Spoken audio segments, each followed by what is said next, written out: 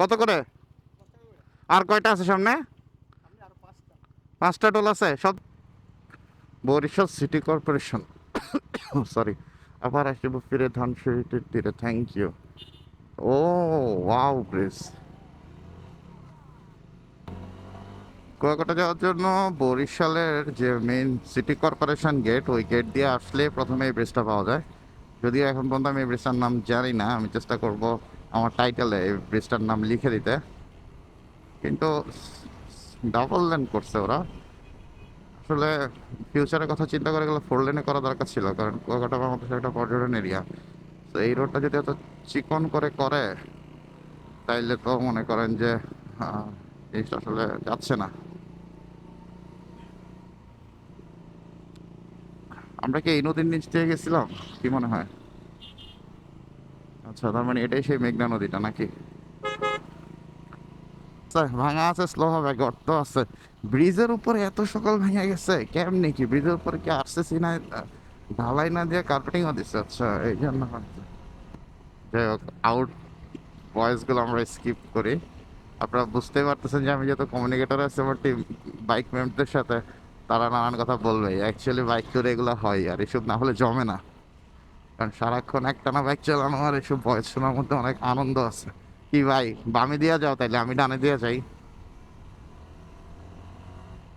বামে হচ্ছে Bangladesh marine academy Barishal. আমি সেকেন্ড টাইমের জন্য বরিশাল শহরে আসছি, কিন্তু প্রথমবার যে আসছিলাম তখন আর কিছুই মনে নাই। স্পিড ব্রেকার আছে হালকা করে, সর্বোচ্চ গতিসীমা 30 কিলোমিটার। এখানে কোনো এআই ক্যামেরা নাই, যার কারণে কোনো মামলা হবে না। এখন যে ইউনিয়নটা পার হচ্ছে, এটা হচ্ছে শিমুলতলা ইউনিয়ন। এই ইউনিয়নের নাম শিমুলতলা কেন হলো? এখানে কি অনেক বেশি শিমুল গাছ আছে? শিমুল গাছ বেশি বলে মনে হয় এই জায়গাটার নাম শিমুলতলা। রাস্তা ভাঙা আছে, স্লো হবে। অ্যাকচুয়ালি বরিশাল শহর তো পুরোটাই নদীমাতৃক, মানে চারপাশে মনে হয় এই জেলাটা নদী, যার কারণে দেখা গেছে বেশিরভাগই খাল গেছে আশপাশ দিয়ে। গ্রিন ভিউ বেশ ভালোভাবে আসতেছে। এখন আমরা হচ্ছি খেজুরতলাতে, ধন্যবাদ। আমরা পটুয়াখালীতে ঢুকে গেছি। এখান থেকে পটুয়াখালী জেলাটা শুরু। রাস্তা ঠিক আছে, খারাপ না, চলে, আহামরি ভাঙা না। এই রোডে এই রাস্তায় যাওয়া যায়, মোটামুটি চালানো যায় ভাই। আর আপনি অ্যাভারেজ 80-85 এভাবে চালাতে পারবেন। এনিহাও আমরা আসতে যাচ্ছি, বাট ইজিলি 80-85 চালানো যাবে এই রাস্তায়। ভাঙা আছে, কেয়ারফুল। সৌদিয়া, এই কুয়াকাটায় তো ভালো ভালো বাস ঢুকে। বামে মোড়। ভাই টোটাল টোল কয়টা? না, আমরা আসছি বরিশাল থেকে। কয়টা পেয়েছে? আরেকটা আছে, এত টোল কেন? না, আমরা বরিশালের না, আমরা অন্য জায়গার, কিন্তু বরিশাল হয়ে আসছি। বিশ্বকাপ শেষ হলো, বিশ্বকাপের আমেজ এখান থেকে এখনো কমে নাই। দেখেন, আর্জেন্টিনার পতাকা এবং ইংল্যান্ডের পতাকা স্টিল নাও এখানে আছে।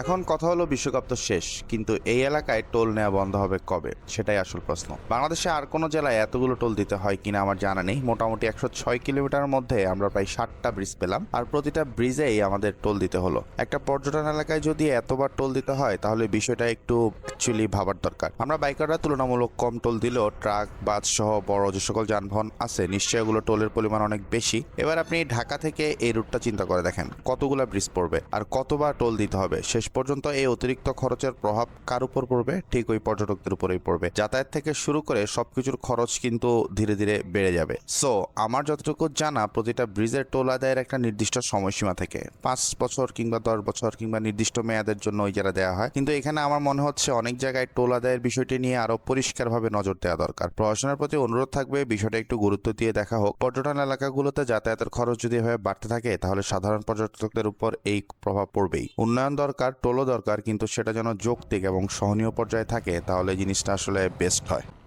আমরা অনেকেই হয়তো অনেকদিন কুয়াকাটা যাই না, বা কুয়াকাটা রোডের অবস্থা সম্পর্কে যাই না। সো সবাই জিজ্ঞেস করি যে কুয়াকাটা রোডের কন্ডিশন কি অ্যাকচুয়ালি। সো আমি যা দেখলাম, কুয়াকাটা যাওয়ার জন্য বরিশালের পথ থেকে কুয়াকাটা রোডটা 70% ভালো। এবং যে অবস্থায় এই অবস্থায় বেশ ভালোভাবেই যাওয়া যায়। রাতের বেলা হলে গিয়ে হচ্ছে রোডটা একটু মানে চিপা হয়ে যায় আর কি, বাট দিনের বেলার জন্য পারফেক্ট। দিনের বেলা কোনো সমস্যা নেই, কিন্তু রাতের বেলা হলে রোডটা একটু চিপা হয়ে যায়, এটা হচ্ছে একটা ঝামেলা। এই যে দেখছেন বাসগুলো যে ওভারটেক করে না, বেশি চিপা। আর এমনি রোড অ্যাভারেজে ভালো আছে, আর একদম সোজা বরিশাল থেকে বরাবর সোজা। তার মাঝখানে আপনি 5টা টোল পাবেন, সবগুলোই 10 টাকা করে, মাঝখানে একটা শুধু 20 টাকা।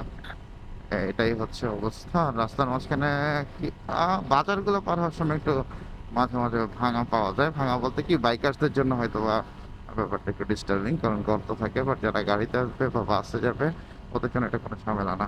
পুরো রোড ভালো, এখন দেখতে যেরকম দেখতেছেন মোস্ট অফ দ্য টাইম এরকমই রোডগুলো। So Kuakata road almost good. দেখছেন বাসটা কি করলাম আমাকে, বিআরটিসি। তো এই হচ্ছে কুয়াকাটা রোডের আপডেট। সামনে যদি ভাঙা পাই তাহলে আমি আপনাদেরকে জানাবো। আমি এখনো কুয়াকাটা রোড থেকে প্রায় 40 কিলো দূরে আছি। আই মিন কুয়াকাটা থেকে আমি এখনো 40-45 কিলো দূরে আছি। এখন যে সেতুটি দেখতে পাবেন, আমরা অনেকেই এই সেতুটার নাম হয়তো শুনছি, ইভেন পাঠ্য বইতেও পড়ছি, বাট হয়তো দেখা হয়নি। বরিশাল থেকে পটুয়াখালীর পথে আপনারা এই সেতুটা পেয়ে যাবেন। সেতুটার নাম হচ্ছে পায়রা সেতু। স্থানীয়ভাবে এটাকে অনেকে লেবুখালী ব্রিজও বলে থাকে। এই ব্রিজটা যে নদীর উপর দিয়ে চলে গিয়েছে তার নাম হচ্ছে পায়রা নদী। একটা সময় এই নদী পার হওয়ার জন্য একমাত্র মাধ্যম ছিল ফেরি, অথচ আজকে এই নদীর উপর দিয়ে ছুটে চলতেছে অসংখ্য গাড়ি, বাস আর আমাদের মতো অসংখ্য বাইকার। অ্যাকচুয়ালি পায়রা নদীর উপর দাঁড়িয়ে থাকা এই ব্রিজটা যে শুধু দুই পার্কে যুক্ত করছে তা না, বরিশাল, পটুয়াখালী, কুয়াকাটা এবং পায়রা বন্দরের সঙ্গে সড়ক যোগাযোগটাকে আরো সহজ করে তুলছে। আর বাইকে করে যখন আপনি সেতুর উপরে উঠবেন, একটা দিকে হচ্ছে নদীর বিশাল জলরাশি আর সেতুর দীর্ঘ আর খোলামেলা আকাশ। পুরো ব্যাপারটা অ্যাকচুয়ালি অন্যরকম একটা অনুভূতি দেয়। এই জায়গায় একটু দাঁড়ানো যায়, সবাই যেহেতু এই জায়গায় দাঁড়াচ্ছে, পর্যটকরা আসলে এই জায়গায় দাঁড়ায় এবং এখানে দাঁড়িয়ে সবাই ছবি তোলে। আর ব্রিজটা দেখতে অনেকটা কাইন্ড অফ হচ্ছে ওই যে চট্টগ্রামের যে নতুন ব্রিজ আছে, আই মিন কর্ণফুলী ব্রিজের মতোই আমার কাছে কেন জানি মনে হচ্ছে।